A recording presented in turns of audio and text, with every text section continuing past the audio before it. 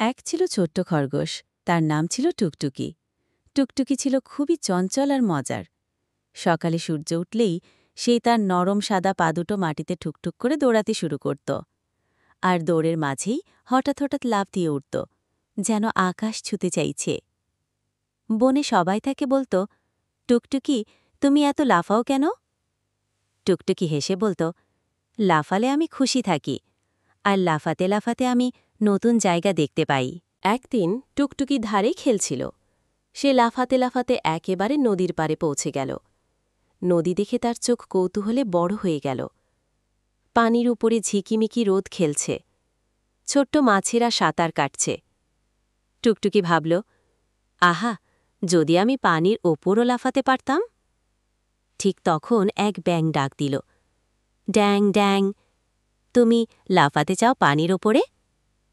টুকটুকি মাথা নাড়ল। ব্যাঙ বলল, তাহলে আমার মতো চেষ্টা করো, ছোট ছোট লাফ দিয়ে সামনে যাও।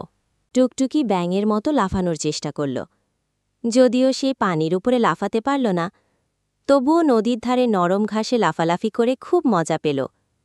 এরপর এক কাঠবিড়ালি এলো। সে গাছে উঠতে উঠতে বলল, তুমি যদি লাফাও তবে গাছের ডালেও লাফ দাও। টুকটুকি চেষ্টা করল, কিন্তু এত উঁচুতে উঠতে পারল না। তখন কাঠবিড়ালি বলল, কোনো সমস্যা নেই, তুমি মাটিতেই সেরা লাফিয়ে। বিকেলবেলা টুকটুকি ক্লান্ত হয়ে বনের মাঝখানে থামল। তখন বনের বড় পেঁচা গম্ভীর গলায় বলল, শোন টুকটুকি, তোমার লাফানোই তোমার শক্তি। তুমি যেখানেই যাও খুশি আর আনন্দ ছড়িয়ে দাও। সবাই তোমাকে দেখে হাসে। টুকটুকি খুশি হয়ে বলল, তাহলে আমি লাফিয়েই যাব, কারণ লাফানো মানে শুধু খেলা নয়, সবাইকে খুশি করা। সেদিন থেকে টুকটুকি শুধু নিজের জন্য নয়, বনের সবাইকে আনন্দ দিতে লাফালাফি করত। তার লাফালাফি দেখে পাখি গান গাইত, ব্যাং ড্যাং ড্যাং করত, আর কাঠবিড়ালি হাততালি দিত।